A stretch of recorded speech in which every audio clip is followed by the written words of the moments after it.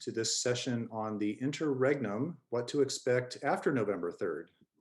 You've heard a lot about the election leading up to Election Day. We're going to have a look at this space that happens between when ballots are collected November 3rd and the installation of the president on January 20th. This session is sponsored by Keep Our Republic.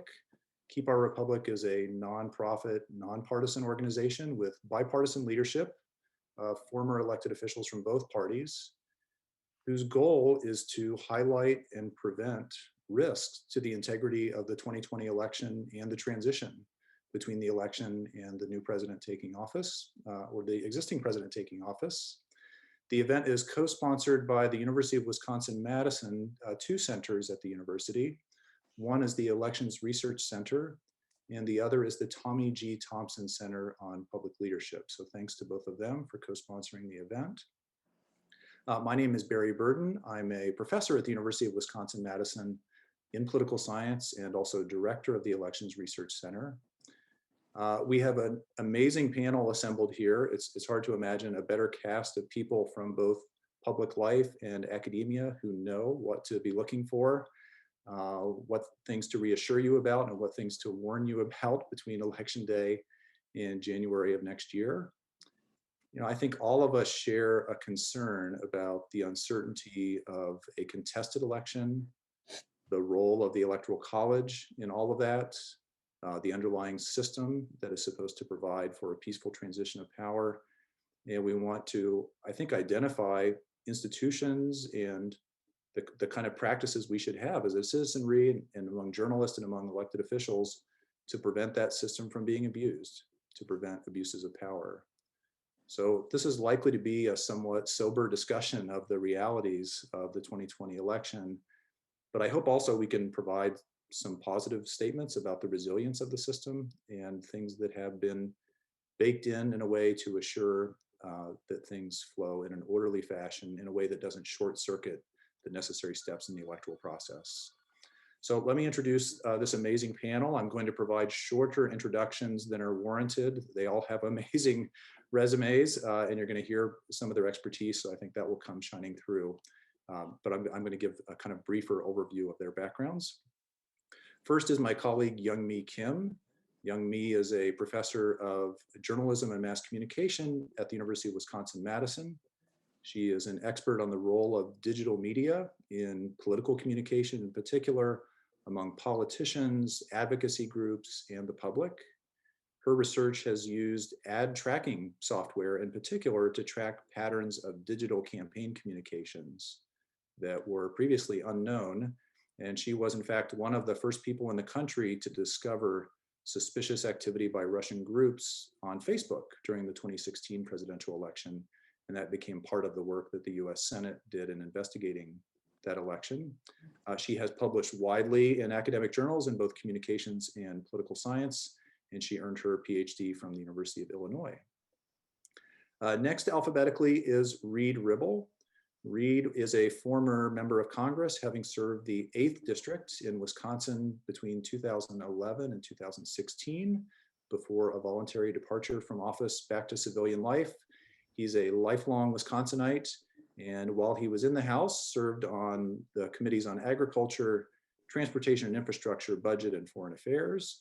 He was also co-chair and founder of the Problem Solvers Caucus in the House. Before entering Congress, he was president of a family-based roofing company, and since leaving office, he's been CEO of the National Roofing Contractors Association, though I think he's going to say tonight he speaks for himself and not for that association. Next up is Timothy Worth. Tim Worth has a long and interesting history in a variety of different positions. I'll try to summarize briefly. He was in the US House of Representatives representing the 2nd District in Colorado from 1975 until 1987 in a suburb of Denver. He then ran and won a seat in the US Senate from Colorado, where he served a 6-year term before voluntarily departing. During his many years in the Congress in both chambers, he focused on environmental issues, issues dealing with population, and telecom regulation and deregulation. Following his time in Congress, he spent time in the Department of State during the Clinton administration as the Undersecretary of Global Affairs, working on some of those same issues.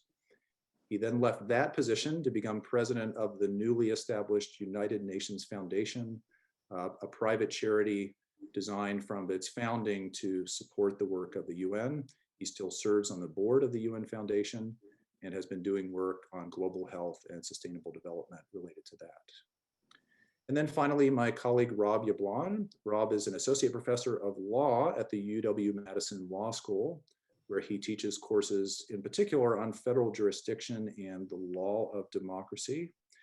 He has published research in law review journals on issues related to campaign finance and campaign funding, voting rights, and the regulation of private campaign activity and campaign consulting firms. He is a graduate of the Yale Law School and followed his time in law school with clerkships for 2 Supreme Court justices. Pretty unusual to have done that for 2 justices, as well as doing some private practice. So that is the group. We're going to give each of them an opportunity to say 4 or 5 minutes of opening thoughts based on their area of expertise and concern. And then I've got a variety of questions for the group, some of which are my own interest, and some have come from all of you who are watching when you registered and submitted questions online. So we're going to mix up the order just a bit and begin with comments from Rob. So I turn it over to you, Rob Yablon. Well, thank you, Barry. Thanks to Keep Our Republic and to the other co-sponsors of this discussion. So I will begin by spending just a few minutes describing the circuitous legal path that will take us from Election Day on November 3rd to Inauguration Day on January 20th. We are used to having our presidential elections resolved quickly and decisively by the end of the night on Election Day. One candidate concedes, the other declares victory, and everything that happens from that point on is largely invisible and seemingly irrelevant. The only exception in our lifetimes was the 2000 election, the Bush versus Gore election. This year, of course, we're dealing with both a pandemic and an electoral process that has become regrettably politicized. And so as a result, it's reasonably likely that the counting of votes will be slower and more contentious this year than normal. And so given that, it's important to have a sense of how our presidential selection process actually operates. And I'll try to demystify it to the extent I can, although frankly, the law here is complicated and convoluted. It involves a combination of constitutional provisions, federal statutes, and state laws as well. As you know, our votes don't directly elect the president. That would be too straightforward and sensible. Instead, we have an electoral college, and maybe the founders would like to have that one back, but that's how we do it. When we cast our presidential votes, we're really voting state by state for a slate of presidential electors. In Wisconsin, we have 10 electoral votes. Each political party formally designated those 10 electors earlier this month. And if our preferred candidate gets the most votes, the most popular votes in the state, then all 10 of that candidate's presidential electors are selected. The electors themselves, however, don't do anything right away. As a matter of federal law, the electors meet in each state on the first Monday after the second Wednesday in December, which this year is December 14th. And that's when they formally cast their votes.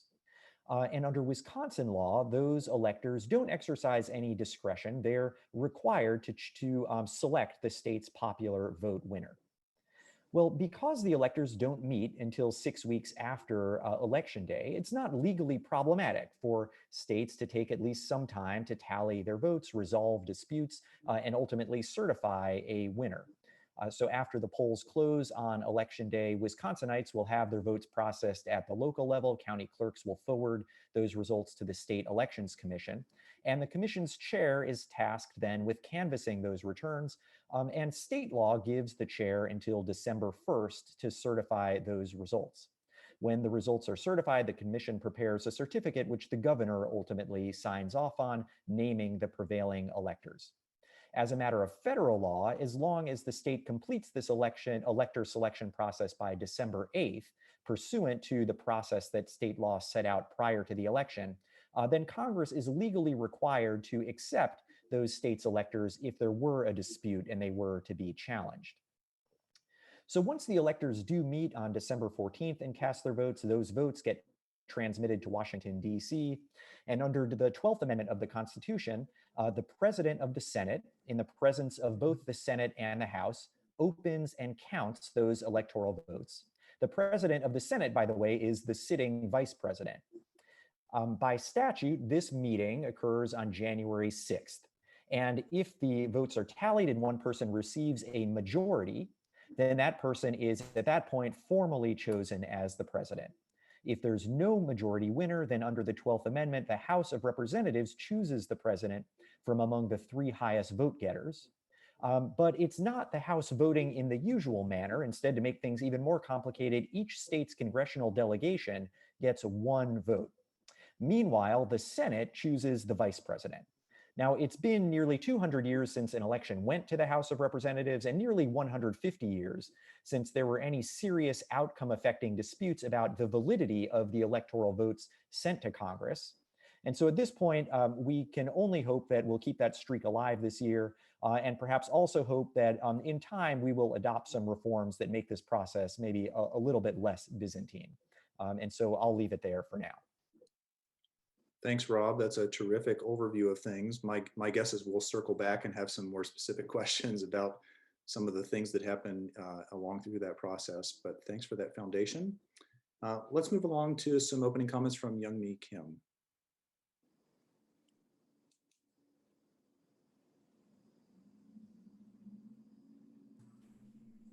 You're muted, Youngmi.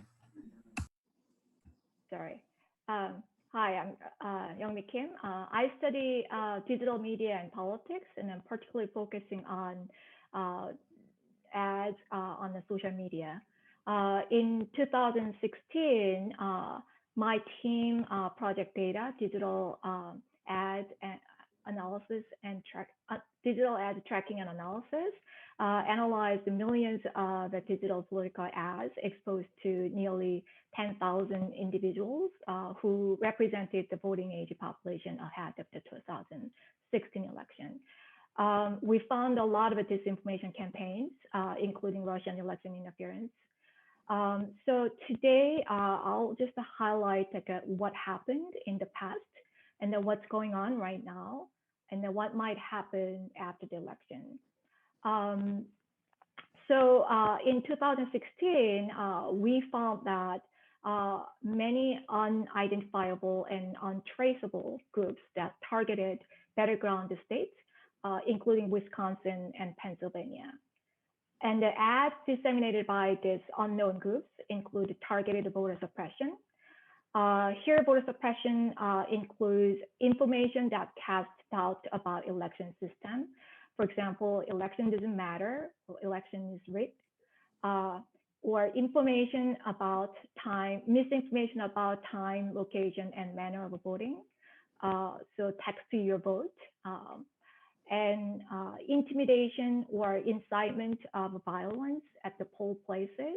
For example, ISIS will be at the poll, bring your gun to the poll places because we need to protect the election rigged election from ineligible voting. And then conspiracy theories and misinformation concentrating on a particular candidate. For example, Podesta email and Clinton email server and Clinton Foundation and the like. And then we found that voter suppression ads predominantly targeted non-white voters in battleground states. And then, although this year we haven't analyzed the data yet, so this is very analytical, anecdotal findings, but I found similar patterns in this year's elections. Conspiracy theories and misinformation about Joe Biden, for example,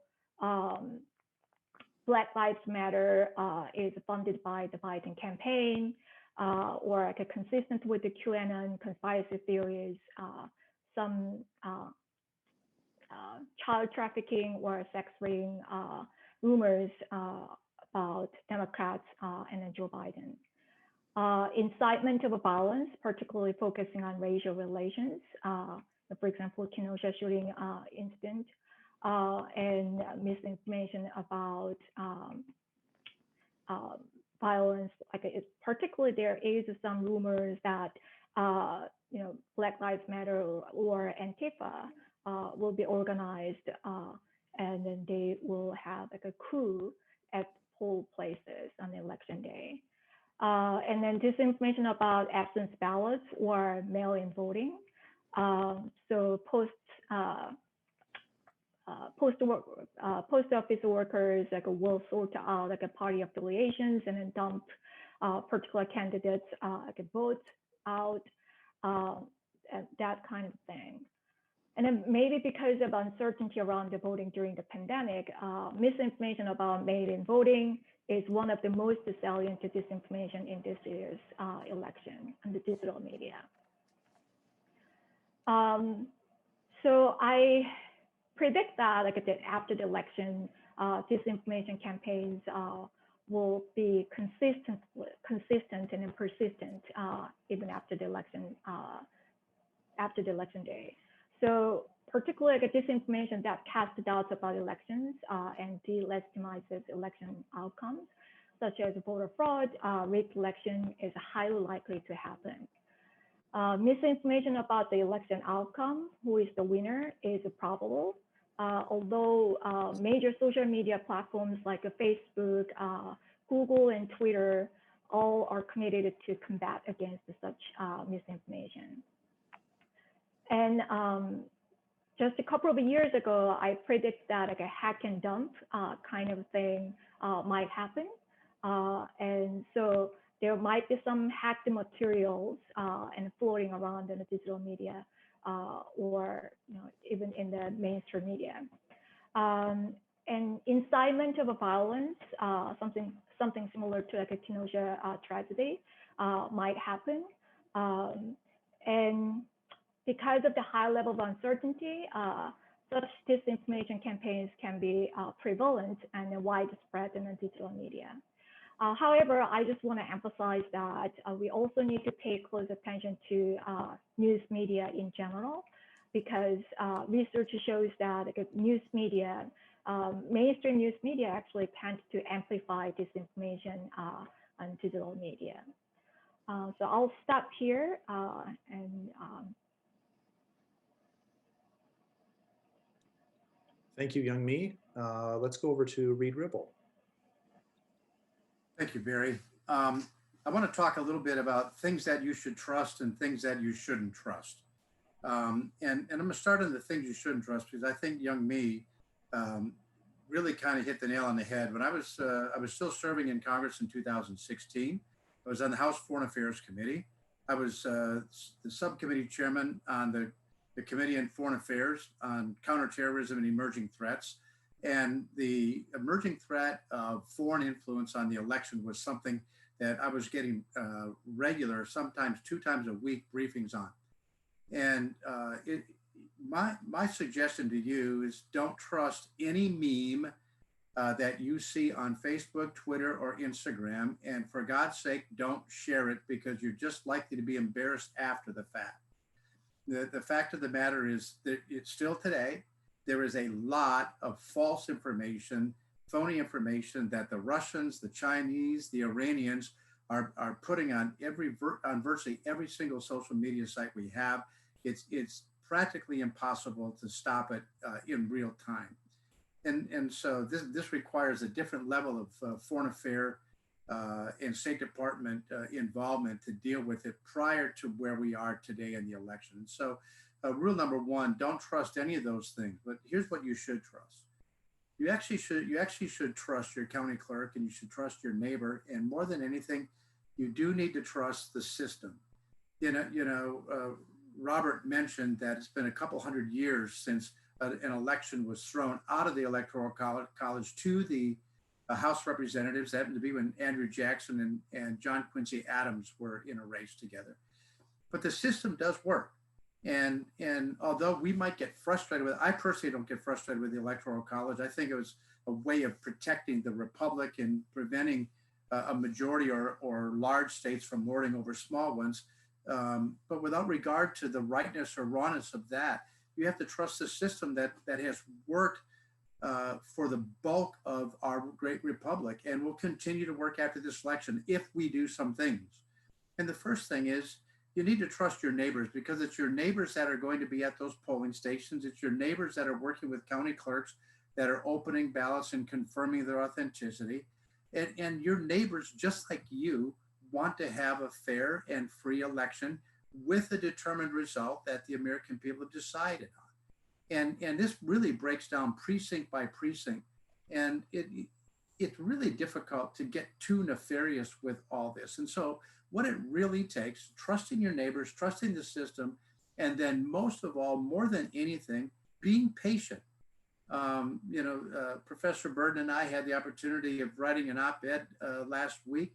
We compared this to a football game. You get a score at the end of a football game, but you're not necessarily going to get a score on election night in this particular race. Now, should one of the candidates blow out the other, you might have a result. But I'm pretty skeptical about that myself. But I trust the system well enough, and that if I'm patient enough to let the system work its way out and not get spooked by candidate rhetoric or party rhetoric, and get caught up into the political mumbo jumbo that both political parties are going to try to push through to create doubt in your mind. If you're willing to just have some confidence in those next door neighbors that are working, and through the transparency of the system where you actually get to go in and watch if you want to. And listen, I was well aware of what happened in 2000 and all the hanging chads going on down in Florida in the Supreme Court race. And there was just so much observation by journalists and by the public that it was practically impossible to really scam the system.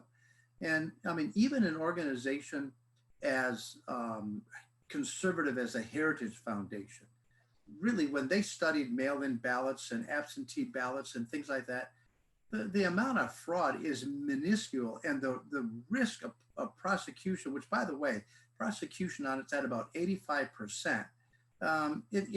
It's a tremendous deterrent, and so we need to be patient, and we need to have confidence in the system that the system will actually work and won't fail us, without regard to the rhetoric that you might hear from a political party or from a candidate that's upset with a result that they hear that they themselves are too early to trust. And so I have a great deal amount of hope. I think there's going to be some disruption here after the election, but I actually think as it's done through the last 200 plus years, it will all work out, and we may end up with a greater level of confidence after this in the idea that more people than ever before actually vote. And I think what we should want is every single eligible voter in this country to weigh in and let the great voice of the great wisdom of this American crowd emerge through the haze of this election and hear what the people have to say. And I've got great confidence that that's where it's going to be, as long as we're willing to be a bit patient. And with that, Barry, I'll turn it back to you. Thank you, Reed. Last but not least, Senator Tim Wirth. Well, Barry, thank you very much, and thanks for leading and organizing this group. Rob, good to be with you, and young me, what great research you've done. And Reed and I are on former members of Congress panel as well, whose byword working on this election. There are 40 or 50 former members, half Republicans, half Democrats, and the sort of mantra of that group is be patient, be patient, be patient. As Reed said, trust the system, and that's what we as Keep Our Republic has been focused on. The goal being a full, fair, and fully counted election. That's what we should all be after, and we should want to keep coming back to that. Seems to me week after week after week, which I think it will be week after week after week after November 3rd. It's in the off chance, as Reed suggested, there's a blowout election, but I don't think anybody really thinks that that's a possibility, but not a probability. I think the chances are that we're going to, with all of these, all the voting that's coming in by mail, and all of the complexities of that in so many states that for whom this is a new business. My state of Colorado has been doing this for nearly 20 years, so it works very, very neatly, but it's very complicated to run a vote by mail process, and we have to understand that it's not like going down and buying stamps at your local post office. It's really complicated to determine, check in all the votes and make sure that they're there and have time after the election to count them all. So the byword of be patient is very important. Full, fair, and fully counted. We at Keep Our Republic came together about 6 months ago out of concern that there may be some elements coming in the election that we ought to be more fully aware of than we might normally not be. That the interregnum period, as Barry has called it, the interregnum from November 3rd to January 20th, might be particularly complicated for a couple of reasons. One we've discussed a little bit about in Rob's comments as to what may happen with the Electoral College and potentially competing slates of electors. Now we're starting to get into the weeds a little bit here, but when the Electoral College comes together on December 14th, one of the questions is going to be what's if there is some conflict in the state over the Electoral College and who has actually won the votes. If there are two slates, say the legislature approves one slate and the governor approves another slate, we get into some very, very complicated politics. And that in turn is going to launch us right into what happens in Washington at the time that Rob was mentioning, when the Senate and the House come together and try to sort it out. So what happens between potentially competing slates of electors is very complicated, but extremely important.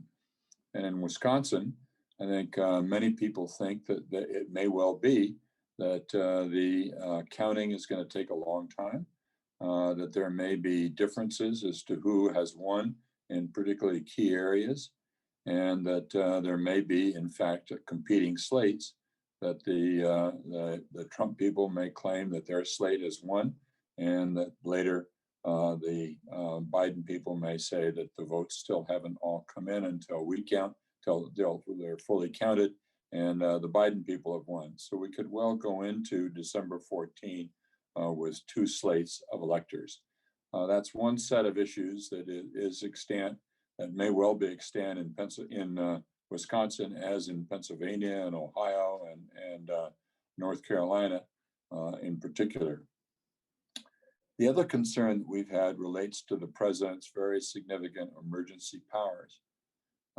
During the 1950s, at the time of the sort of nuclear confrontation with the USSR, we were very concerned as to what would happen to government were there be a nuclear exchange. Where would people go? Who would be responsible? What would the chain of command be? And so on. So a variety of powers were delegated to the president at that point, and emergency powers, very understandable emergency powers. And those are pretty well understood and have been pretty well cataloged. A second group of emergency powers emerged during the follow-on to the terrorism and people's concern about other terrorist threats of chemical weaponry, biological weaponry. And at that point, the belief is that also a number of powers were granted to the president. Some were explicit. He has, for example, emergency powers over healthcare. He can declare a health emergency, a national health emergency. He has emergency powers over the internet and the Communications Act. He can shut down the internet or can block it in various ways.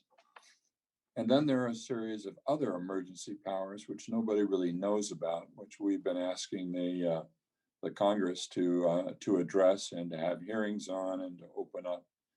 These are emergency powers which are claimed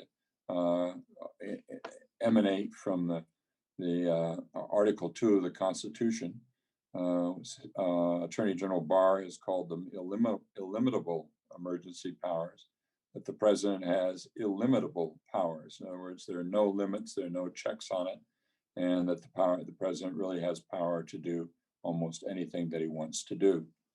This has never been tested, but the emergency powers themselves are not well known. They're not cataloged anywhere. They're probably held in the Office of Legal Counsel of the Justice Department and in the White House.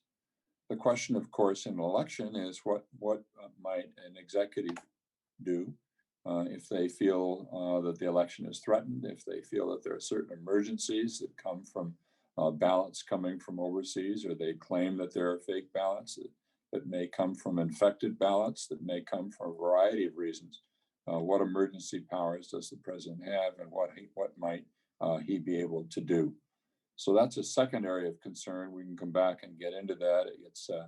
It's in many ways almost as arcane as the issues related to the Electoral College and competing delegations, but both very, very important issues that we hope don't come about at all. We hope that this is an election which isn't contested, and if it is, that the contests are over very rapidly. But that's possible, and but my own belief is not probable. I think we're going to have some pretty difficult and conflicting times.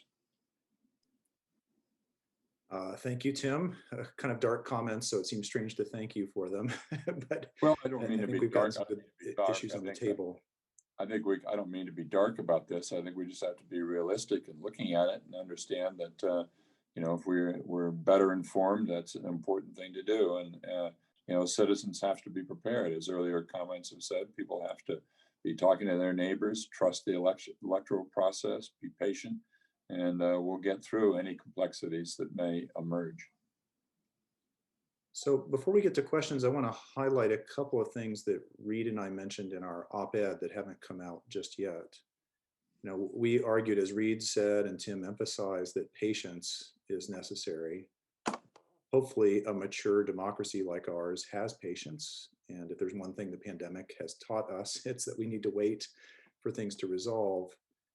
I think it's important for the public to know, if they don't believe it yet, or to be reminded that all valid ballots that come in are equal in status. Whether they are cast early by mail, they're dropped in a drop box, or they arrive on election day in person, they all contribute to the total. And there has been a tendency of some politicians to try to disparage, before 2020, to disparage some methods of voting, and it's become exaggerated this year, of course. So I think it's important for voters to just have that idea in mind, that these things, all these ballots contributed in an equal way, and that some dispute about the election is okay. In every election, there is some region or state that is subject to some dispute, or maybe quick legal action, and that's fine. As Rob said, there is a time period built in for those disagreements to be resolved before the so-called safe harbor deadline in early December, and then when the electors vote December 14th. So that is the sort of wisdom of this system. And in Wisconsin, we have until December 1st to certify those results. So reminding ourselves that election results are never final on election night. I guess I want to ask a question to start with Rob, and that's about the appointment of electors. Some people will remember the 2000 election, where after 35 or 36 days, we were waiting for the Supreme Court to weigh in. And meanwhile, the Republican-controlled legislature in Florida was on the cusp of appointing its own electors. Now, my understanding of the federal constitutional provisions, statutory provisions in law in Wisconsin is that wouldn't be permitted because it would be contrary to the previously established method that had been agreed upon in law, which is to use the popular vote. But is there a space where the legislature could assert that the popular vote is such a mess that it's a failed election, essentially, and that the will of the voters can't be discerned, and that they have the right to take their Article 1 powers? Can you say something about that, Rob? Kind of put that in context for us. Well, I can try. I mean, the reality is when we're talking about these kinds of scenarios, they are thankfully ones that haven't really been tested much. So we might have come to the verge of it in 2000 in Florida, but it didn't happen. And so it's hard to say for sure how courts that are confronted with these questions, if they emerged, would rule on them. And frankly, the legal guideposts that we have are imperfect. The Electoral Count Act, the main federal statute on this point, was adopted in the 19th century, has a lot of really convoluted language that of course lawyers will to try to twist to suit their purposes. In Wisconsin, I think that you're right, Barry, that the statutory law that we have in the state is quite clear about the appointment of electors, about their responsibilities. And so for the legislature, without adopting a statute that would override the existing law, but trying just on its own to appoint a slate of electors would be a very aggressive action on its part. You're right that they could try to argue that they have that power under the federal constitution, which does allow electors to be appointed in the manner that the legislature thereof may direct. But without the repeal of the existing statute, the direction that they've already given, it's hard to see how that could be a valid action on their part. So that's sort of my initial reaction. Yeah, that's helpful. And in the op-ed that Reed and I published, we described the role of the governor in particular in the Wisconsin statute. It's the governor who signs the certificates that go to Congress to be counted by the Senate president. And the Electoral Count Act, I think, also gives the benefit of the doubt to governors over legislatures if there's a dispute between the chambers.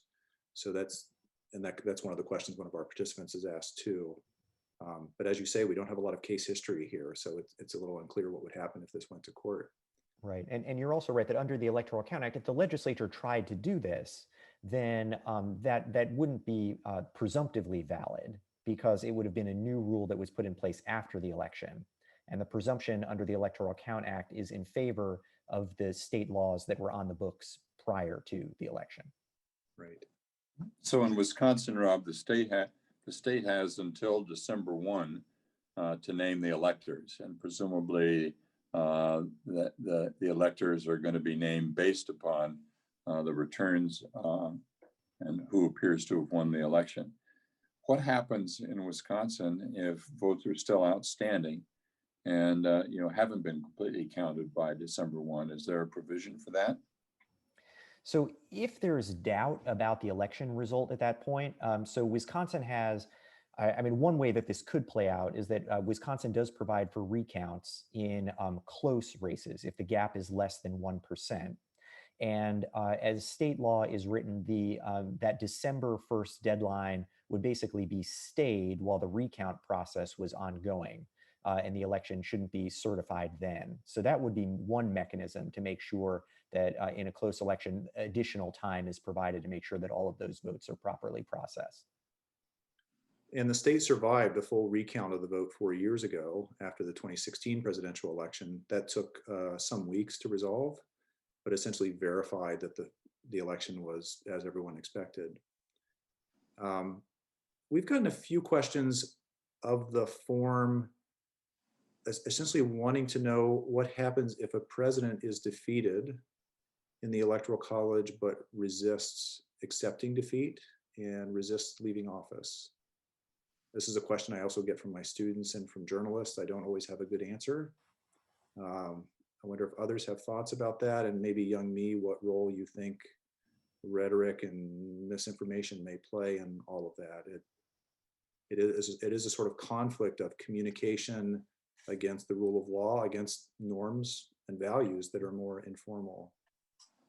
Anybody want to weigh in on that?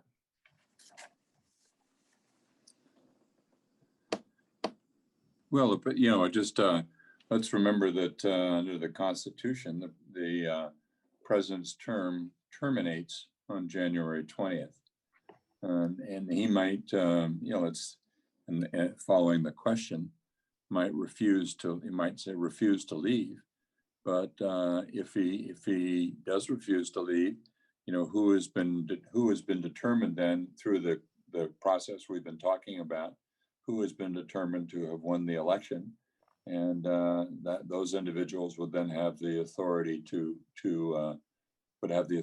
govern, and would have effectively the nuclear code, for example, would be whoever's been selected. The president might stay in the White House, but he would not have any authority, and the Secret Service would then have the responsibility to move him out of the White House, if that's the thrust of the question. I can comment on like a disinformation. As I said earlier, disinformation campaigns about the immature claim about like winning is highly likely to happen. So we have to prepare that whatever we hear about the election outcome might not be true, especially like from like a social media. The social media companies, all the major social media companies, including Facebook, like Google and Twitter, all are committed to fight against misinformation about the election outcomes after the election day. But we'll see how they enforce these new policies. Another thing I want to comment is that mail-in voting or absentee ballots or voter fraud, that kind of a communication was actually amplified by mainstream media. So research by Joachim Winkler and his team at Harvard just did like a research about mail-in ballots up until like the end of September this year, and then he found that because the journalists tend to amplify what the president says about like a voter fraud, and then it is like in a coordinated fashion.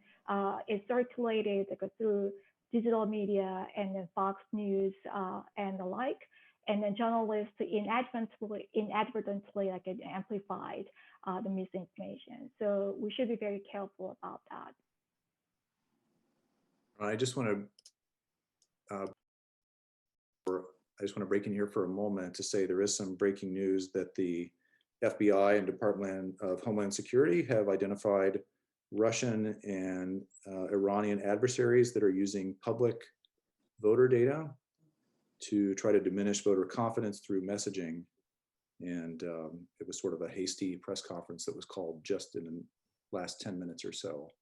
So that hopefully all of you will stay with us for the next 15 minutes of this panel and then go find out what's happening in the news. And Barry, that was my whole point. That's why you shouldn't be retweeting, linking to Facebook things, the memes that you see. The Russians, Iranians, and Chinese have been doing this, and I'm actually glad they came out and said something about it, because the best way to restore confidence is to know that our system is actually aware of these things and working on it. And so you want to have a confident electorate, and this is one way, by bringing this stuff public and creating an awareness of it is actually very helpful. So I'm glad they came out and said something.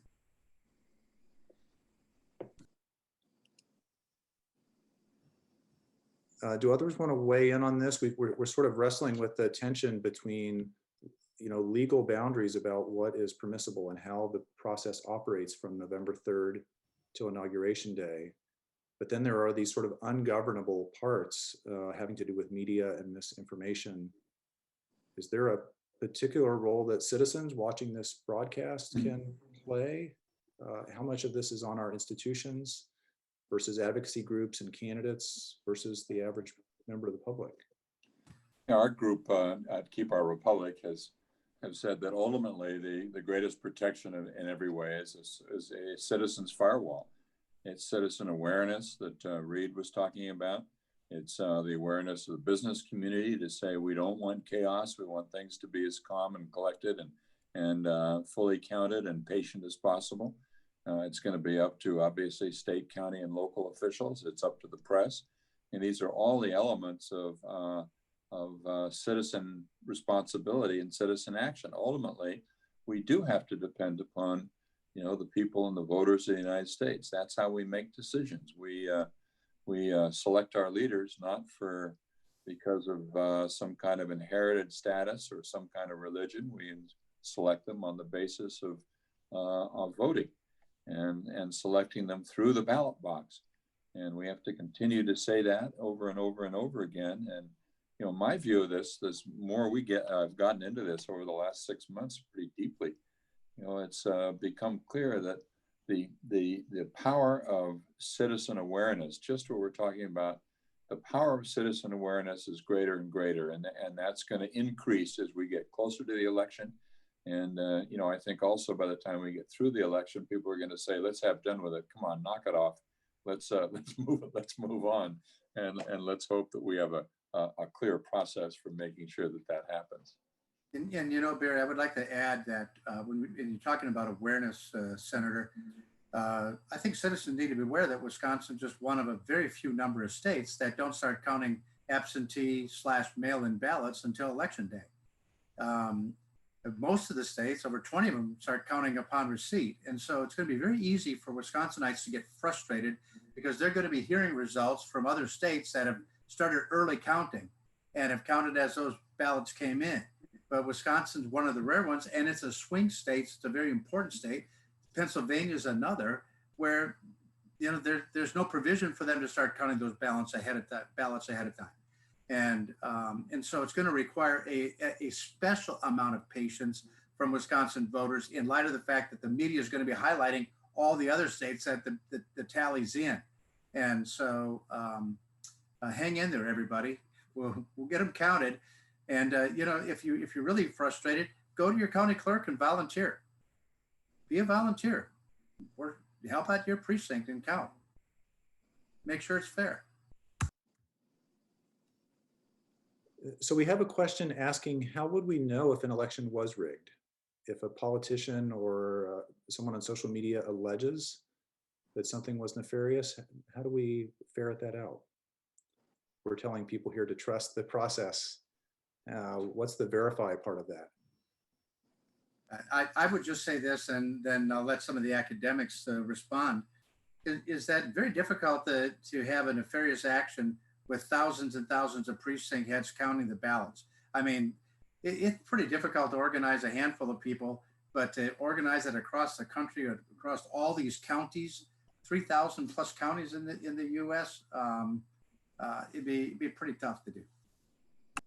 Yeah, sometimes we lament the fact that this is so decentralized and that it is so complicated, and it does differ from state to state. But on the other hand, that's ultimately really part of the guarantee, a citizens firewall, because of the diversity. I mean, can you imagine being somebody in Russia trying to figure out how to get in? how many different voting operations are there in the country? 3,000 or 5,000, something like that. So you have that. Therefore, there are built in, just because of the complexity and diversity, all kinds of checks and balances in that. And it's. I think there's only a possibility that some people in public office may try to take advantage of that system, and that's what we gotta watch out for. Yeah, and I would just emphasize in Wisconsin, there are multiple checks in place. And as Reed says, these are transparent steps that can be watched by the public. Yep. They are certainly watched by journalists and by the political parties. The vote is actually certified at 3 different levels: the municipal level, the county level, and then the state level. And there's a canvas involved at each stage that's public. And if there were a recount, that process is also public. I watched it 4 years ago here. And the meeting of the electors is also public. In addition, there are post-election audits that are conducted in Wisconsin and most other states where randomly selected machines or precincts or ballots will be examined to ensure that the retabulation of those matches the initial tabulation. And the other fact is that nearly every voter in the United States is now voting on a machine that has a paper trail.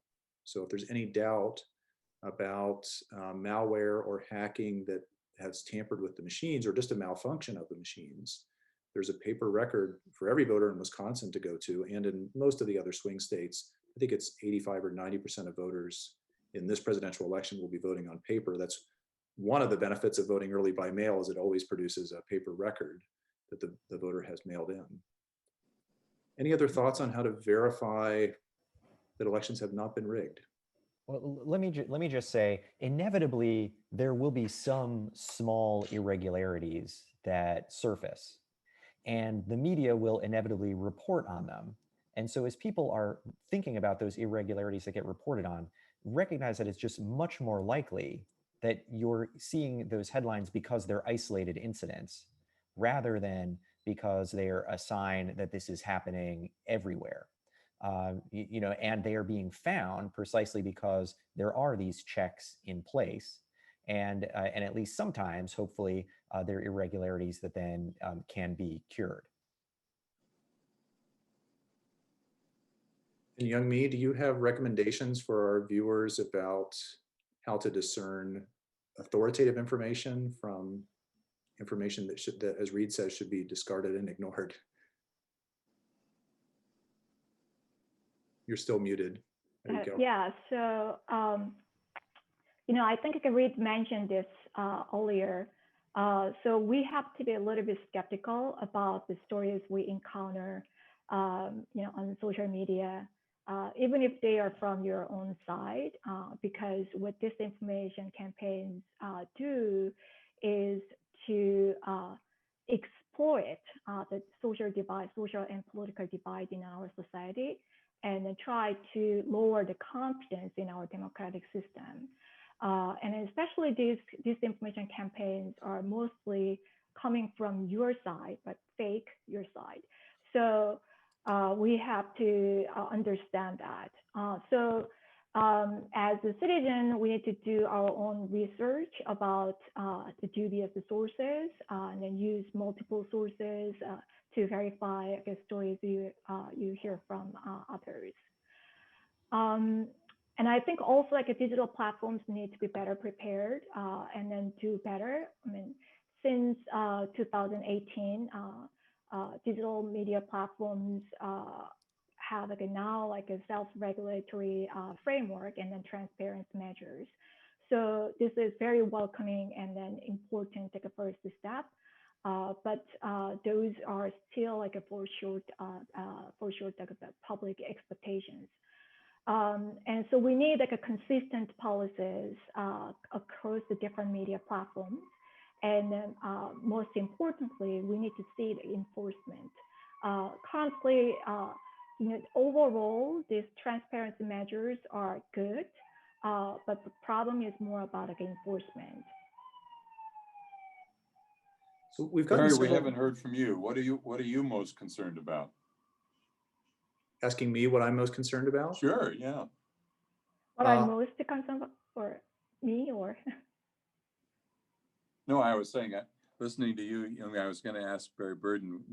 We all of us have really commented, and I was wondering what if anything most concerns you, Barry? You've been doing this for a long time in Wisconsin. Yeah, I'm concerned about some things that don't have anything to do with the president or allegations of wrongdoing. I'm worried about mail ballots being the way that elections are conducted. I know it's worked beautifully in Colorado and some other states out west, but for states like Wisconsin that have been thrown into the system, there are irregularities and errors that happen. They are not fraud. They are mostly administrative errors that can trip up a valid voter from having their ballot counted. About 1% of ballots cast by mail 4 years ago weren't counted. And this year, there are going to be many more ballots cast by mail. So there's a potential of an election being decided in a state, unfortunately, in part because of discarded ballots that could change the outcome. And, that I think coupled with allegations from President Trump and others about falsehoods that are happening with mail-in ballots is a real concern. So you've got a system that we're relying on so heavily that's leaning on the Postal Service to make it work, and trust in the system, and yet messages about disparaging it and real concerns, I think, about it functioning well. That could also be a source of litigation on election night or the days after, if there are, as Rob says, these isolated incidents where the Postal Service has failed to deliver ballots, where there are allegations of ballots being intercepted or fraudulently, as the president says, submitted by other countries, printed out and signed by people in other places. There could be last minute litigation. I think that's okay. Sometimes that's needed to resolve controversies or to provide accommodations to voters, but it just sort of amps up the intensity at a time when everyone's passions are high and when it's for all the marbles in the presidential election. So I do worry about those things, plus misinformation in the media sort of coming together to create a pretty toxic brew in those days just after the election. Well, for voters who maybe listened to you and said, gee, this is a real problem, is there a review process, a way in which ballots that may be invalidated or reviewed and people have a chance to get the right signature on them? Or does Wisconsin have any capability like that? You know, the process really depends on what state you live in. There are states like California that are very accommodating and do their best to match signatures that are on the ballots with signatures they have on record to validate who the voter is. And when they can't do that, they reach out to the voter and allow up to a couple of weeks after the election to verify those votes. That has this side effect of dragging out the completion of the vote tabulation, but it is inclusive in trying to keep those ballots counted. The rule in Wisconsin is that election clerks may contact a voter if a ballot appears to be defective when it's arrived in their office, if it's missing a signature or there's some question about its validity, but they're not required to do so. And of course, if it's close to election day, there may not be time for that to be resolved. And right now, there's no extension after election day for those things to be handled. So there may be voters in November whose ballots are not counted and the voters are not aware. That all has to be done by the night of November 3rd. There's no grace period after November 3rd. That's correct. There was a grace period in the April primary by court order, and there is a case that's now being appealed to the US Supreme Court that might provide that accommodation again, but right now there is not. And I think the caution, Barry, is that to voters that are contemplating mailing in a ballot here in Wisconsin, and they haven't done it yet, follow the instructions. They're relatively clear. And if you're really precise about following the instructions, you mitigate the risk that your ballot might be discounted. And so for those listening, that would be the advice I would give you. And if you're working with like an elderly parent or grandparent, go there with them and help them understand how to do it. And do it as early as possible.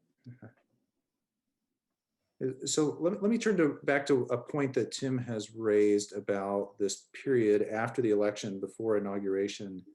Even if there are no controversies about the election, even if the Electoral College vote is clear, and maybe even if the president is defeated clearly and he accepts that, there are, I think, dangers lurking during the lame duck period from November 3rd till early January. We've seen actions during lame duck periods in states, but at the federal level, there are these additional concerns Tim has raised. Can you put those in greater relief for us, Tim? There was some questions about those in particular. I'm sorry, I wasn't quite clear as to what. The kinds of dangers you might expect during the governing period after election day, from maybe from a defeated president, even when the election result is clear. You mentioned president's powers. And well, I think if it depends on what the challenge is, but it seems to me once the period until the middle of December, when the Electoral College meets, is the time for potentially the greatest mischief, when you have conflicting slates of electors. That's where I think where there's the greatest opportunity for accusations to be made. There'll be a lot of lawsuits floating around about that period of time. It's a lawyer's paradise probably in that period of time. Afterward, it depends on what states have submitted what slates of electors to the Congress by the 6th of January. Let's say in state X that the state legislature has submitted its what it thinks are the results of the election but they did so before all of the absentee ballots were counted. But they say this is what we think we have to do by a certain deadline in that state, and so they submit a slate of electors. The governor can then come in and say, "Now wait a minute, I'm going to wait, and I'm not going to certify these myself until I'm sure that all of the votes have been counted, and all those absentee votes we've had difficulty counting, and that may carry you into the middle of December or even later." I can imagine it occurring even later than that, that the governor has his slate of electors that he has certified. Then what's the prevailing slate?